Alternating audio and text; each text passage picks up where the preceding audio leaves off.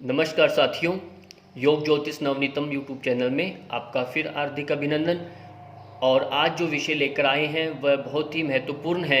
अक्सर इससे प्रश्न आते हैं। इसमें जो 13वां भाग हम आज करने जा रहे हैं, इसमें है महर्षि पतंजलि द्वारा रचित जो ग्रंथ है योग दर्शन। योग सूत्र में कितने चित्त अंतराय, चित्त की जितनी बाधाएं हैं और उपबाधाएं हैं, जो अंतराएं हैं, विघ्न जो है, विक्षेप जो है, उनके बारे में आज स्पष्ट करेंगे। इसमें ध्यान से इसको समझते जाइए, और इनको जब न समझ में आए तो उसको देख करके, रोक करके इसका स्क्रीनशॉट ले सकते हैं, नोट कर सकते हैं, और इनके रेफरेंस से उसी स्थान पर जा करके योग दर्शन सूत्रों में इसकी व्याख्याओं को अच्छे से पढ़ सकते हैं। पहला प्रश्न आ रहा है, योग अंतराय का क्या अर्थ है। पहले इस शब्द को, अंतराय को समझना है। अंतराय का अर्थ है विघ्न, विक्षेप, अर्थात चित्त में जो भी विक्षेप होते हैं वे सब अंतराय कहलाते हैं। चित्त आपका एक आपका जड़ है। उस अवस्था के अंदर भी आपने वृत्तियां पढ़ी, उनको आपने योग में संलग्न कर दिया, अभ्यास वैराग्य की दृष्टि से या आपके योगानुष्ठान की दृष्टि से। पर उसमें जो विक्षेप आते हैं, विघ्न जो आते हैं आम तौर पर, तो उनकी चर्चा महर्षि पतंजलि ने यहाँ की है। क्योंकि योग साधना में ये विघ्न आते हैं, तो उससे पहले इनको कैसा, इन विघ्नों से बचाव करना है, वो आगे हम पढ़ेंगे। पहले विघ्नों की चर्चा की है, वो हम पढ़ते हैं। महर्षि पतंजलि ने योग सूत्र में कितने चित्त अंतराय कहे हैं, चित्त में कितने बाधक हो सकते हैं साधना में, उनके नाम लिखें। ये 9 हैं। 9 गणना की। व्याधि स्त्यान संशये प्रमाद आलस्य विरति भ्रांति दर्शन लब्ध भूमिक्तवान अनवस्थित्वानि चित्त विक्षेपास्ते अंतरायाः। ये पातंजलि योग सूत्र प्रथम अध्याय का यानी समाधिपाद का 30वां सूत्र है। अर्थात व्याधि, स्त्यान, संशय, प्रमाद, आलस्य, अविरति, भ्रांति दर्शन, अलब्ध भूमित्व और अनवस्थितत्व, ये 9 चित्त के विक्षेप हैं। ये ही अंतराय यानी विघ्न रूप हैं। ये हम सब जानते हैं। इनको अच्छे से श्लोक को या इनके क्रम को याद कर लीजिए, ताकि ये भी पूछा जाता है इनके क्रम से भी। महर्षि पतंजलि ने योग सूत्र में कितने चित्त के उपविघ्न या उप अंतराय कहे हैं, उनके नाम लिखें। उपविघ्न या उपविक्षेप सहभुवय के नाम से ये जानते हैं, इनको ध्यान रखना है।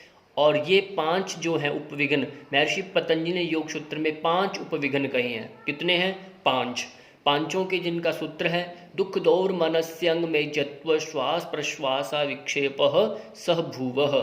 पातंजलि योग सूत्र 1:31। अगला ही सूत्र आता है, अर्थात दुख दौर मनस्य, अंग में जत्व, श्वास और प्रश्वास, ये 5 उपविक्षेप हैं के साथ साथ होने वाले विघ्न हैं। ये आपके पहले जो विक्षेप यानी पढ़े, उनके साथ ये 5 ये भी घटित होते हैं, अलग से इन्होंने गणना की है। अब इन 5 को और 9 जो हमने देखे उनको विस्तार से समझते हैं।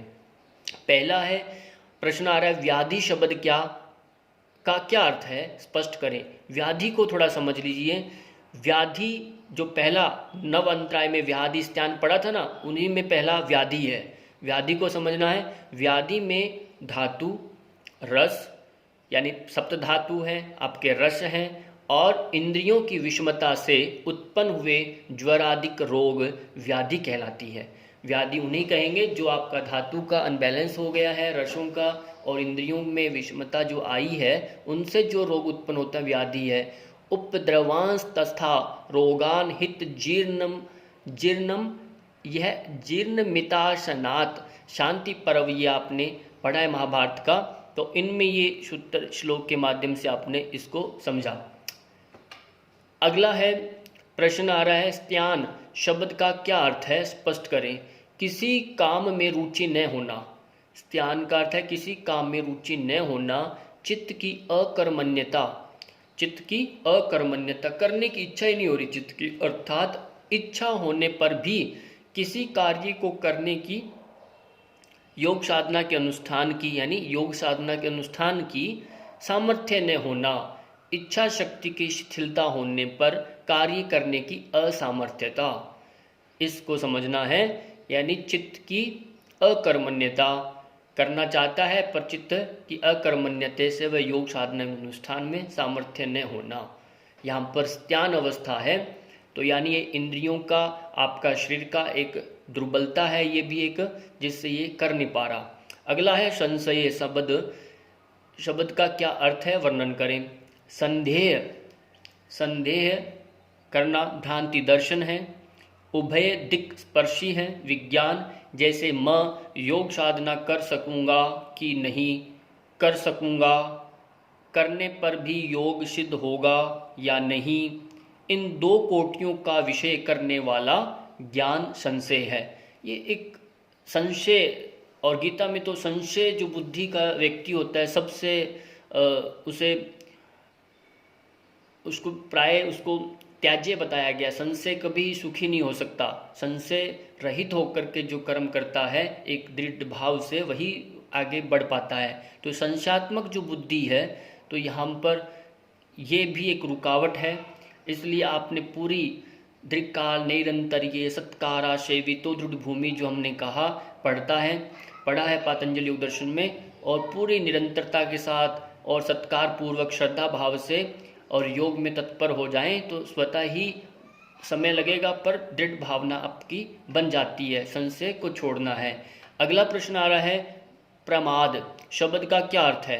प्रमाद जो है ये म समझिए मन का एक आलस्य है, मन से जुड़ा हुआ ये समाधि के साधन समूह, समाधि के साधन समूह की भावना न करना, समाधि के साधनों का अनुष्ठान न करना, नियमित कार्य में लापरवाही करना।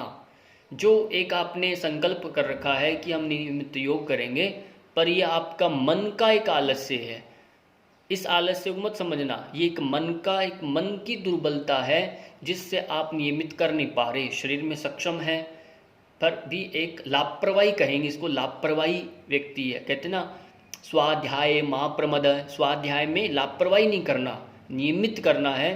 तो चाहे धीरे करें कम करें पर नियमित करें, तो ये प्रमाद न आने दें, नियमितता बनी रही। ये भी एक कारण है, कभी किया कभी ज़्यादा किया तो उससे भी नुकसान है। अगला प्रश्न है आलस्य शब्द का क्या अर्थ है, वर्णन करें। चित्त अथवा शरीर में भारीपन, ये तमोगुणी प्रधान होता है। आलस्य जो होता है चित्त अथवा शरीर के भारी होने के कारण ध्यान न करना। शरीर का भारीपन कफ आदि के प्रकोप से और चित्त का भारीपन तमोगुण की अधिकता से होता है। आपका एक तो चित्त है जो सूक्ष्म अंतःकरण में है, आपका दिखाई नहीं दे रहा, वो तो आपका तमोगुण की अधिकता से हो गया, ठीक है। दूसरा भारीपन शरीर का है, वो आपने कफ प्रकृति प्रधान जो आपने हेवी, आप यानी स्निग्ध जो आप भोजन ले रहे हैं तो उसकी वजह से होता है। तो शरीर में ये भी एक कारण बन जाता है, योग साधना में बाधक है आलस्य। अलब्ध भूमिकवान शब्द का क्या अर्थ है, स्पष्ट करें। अलब्ध यानी लब्ध यानी प्राप्ति नहीं हो रही, अलब्ध अवस्था है। भूमि जो यानी आपकी जो जिस ध्येय को प्राप्त करने जा रहे हैं वो प्राप्त नहीं हो रहा, स्थान मिल नहीं रहा। किसी प्रतिबंधक वश समाधि भूमि को न पाना, अर्थात समाधि में न पहुंच पाना, तो अलब्ध भूमित्व है। इसमें बहुत सारे कारण हो सकते हैं। तो जब नहीं मिलती तो आदमी नित्य जो अभ्यास कर रहा है साधक, तो उसमें मन में एक भाव उत्पन्न होता है कि अलब्ध भूमित्व का, कि शायद मुझे नहीं मिले, तो इसी वशात वो इस हीन भाव से उस साधना में बीच में ही छोड़ देता है। अगला प्रश्न आ रहा है अविरति। विरति होता है कि आपने त्याग, उसमें विरति वैराग्य भाव से उसमें रहना, यानी तृष्णा। इसको समझ लिया, प्रश्न को समझिए। अविरति शब्द का क्या अर्थ है, स्पष्ट करें। विषयों में तृष्णा बनी रहना, यानी वैराग्य नहीं हुआ, अविरति है। विषयों में तृष्णा बनी रहना अर्थात विषेंद्रिय संयोग से चित्त की विषयों में तृष्णा होने से वैराग्य का अभाव, तृष्णा होने से वैराग्य का अभाव हो जाता है, भाव उसमें नहीं रहता। ये एक अविरति है, ठीक है। इसलिए आपका चित्त भी उसमें स्थिर नहीं रह रहा और अविरति भाव बना हुआ है पूर्णतः। आप ये कारण बनता है साधना के अंदर, आपका लगाव जो है वो हट नहीं पाता। भ्रांति दर्शन शब्द का क्या अर्थ है, वर्णन करें। मिथ्या ज्ञान होना, भ्रांति हो गई, एक डाउट जो हम कहते हैं, एक मिथ्या हो गया, भ्रांति हो गई, मिथ्या ज्ञान होना। योग के साधनों तथा उनके फल का मिथ्या जानना, यानी योग के जो साधना आपने अपनाए हैं, जैसे आप अष्टांग योग कर रहे हैं, तो अष्टांग योग का जो एक सोपान है क्रमशः, आप इसी परंपरा को अनुष्ठान करते हुए मन में विचार आया कि ये परंपरा, ये मार्ग जो हमने अपनाया है सही नहीं है। चाहे आप भक्ति मार्ग अपनाए हैं, चाहे आप ज्ञान योग का मार्ग अपनाते हैं, कर्म योग का, जिस मार्ग को अपनाते अपनाते कुछ समय तक आपके मन बुद्धि में एक भ्रांति हो गया किसी लोगों के कहने के बाद कि नहीं नहीं, ये पथ जो है आपका सही नहीं है, दूसरा करना। अगला प्रश्न जो बनता है उसमें है अनवस्थितित्व शब्द का क्या अर्थ है, वर्णन करें। समाधि भूमि को पाकर भी, समाधि की भूमि को पाकर भी उसमें चित्त का न ठहरना, आपने जो प्राप्त कर लिया उसमें चित्त का न ठहरना, अर्थात देह का साक्षात करने से पूर्व ही समाधि का छूट जाना, उपर्युक्त 9 विघ्न एकाग्रता से हटाने वाले हैं। उपर्युक्त जितने 9 विघ्न पड़े, आप इसको समझिए, यानी समाधि भूमि तक आप पहुंचने वाले ही थे, अंततः आपकी आयु पूर्ण हो गई, या आपका किसी आकस्मिक घटना से आपकी मृत्यु हो गई, या आपका बीच में ही शरीर का ज्वर आदि से पीड़ित होकर के एक आयु के कारण आपका शरीर के चला जाना हो गया। तो ये भी एक कहते हैं, इसीलिए आप जब भी नूतन अवस्था में है, प्रारंभिक ब्रह्मचर्य अवस्था के अंदर ही इन सब से पार हो जाना है। तो ये जीवन का यानी एक नाव है शरीर आपका, इस नाव को सुरक्षित रखते हुए, यानी पहले दृढ़ है तभी नौका आपको पार करा सकती है, जर्जर होने पर ये भी आपको पार नहीं करा पाती। इसका तात्पर्य यहाँ यही है, समाधि में अनवस्थितित्व भाव, उपर्युक्त 9 विघ्न एकाग्रता से हटाने वाले हैं, आपकी एकाग्रता को हटा देते हैं और चित्त की वृत्तियों के साथ होते हैं, उनके अभाव में नहीं होते, उनके अभाव में नहीं होते। इसलिए इसी कारण चित्त के विक्षेप योग के मल, योग के अंतराय और योग के प्रतिपक्षी कहलाते हैं। ये प्रतिपक्षी हैं, आपको पिछड़ाते हैं, आपके बाधिक बनते हैं। अब अगले 5 हम पढ़ लेंगे। दुख शब्द का क्या अर्थ है, स्पष्ट करें। आपने पढ़ा दुख दौर मनस्य अंग में जत्व श्वास प्रश्वास विक्षेप सह भूव, उसी सूत्र को हम स्पष्ट कर रहे हैं। दुख शब्द क्या क्या अर्थ है। दुख यानी पीड़ा, जिसकी चोट खाकर उसके नाश करने का यत्न करते हैं। आपने किसी तरह से आपने चोट खाई है, शारीरिक है चाहे मानसिक, चोट खा करके उसको आप पीड़ा को समाप्त करने की कोशिश करते हैं। यह वह आध्यात्मिक, आदि भौतिक और आदि दैविक भेद से 3 प्रकार का है। आपका दुख तीनों में से कोई भी हो सकता है और उसको आप कोशिश करते हैं। ये भी उपविघ्न आ जाता है, आप अच्छे से कर रहे हैं पर परिवार में किसी का मृत्यु हो गया या किसी कारण से आपके पीड़ा कहीं से पहुंच जाए तो वो भी एक बाधक बनता है साधना में, यहाँ ये कहा गया है। अगला प्रश्न है दौर मनस्य शब्द का क्या अर्थ है, वर्णन करें। आपने सुना होगा सुमनस्य, है ना। सुमन जो होता है अच्छा मन, दौर मनस्य होता है कि मन की जो लालसा मनोरथ जब पूर्ण नहीं होता तो एक दुख होता है। वहाँ यही कहा गया है इच्छा की पूर्ति न होने पर मन में क्षोभ होना, जब आपकी इच्छा डिजायर जब पूरी नहीं होती तो मन में क्षोभ होना दौर मनस्य की स्थिति है। ऐसी अवस्था में भी आपका मन थोड़ा खिन्न होता है, बाधक बनता है साधना में। अगला प्रश्न है अंग में जत्व शब्द का क्या अर्थ है, वर्णन करें।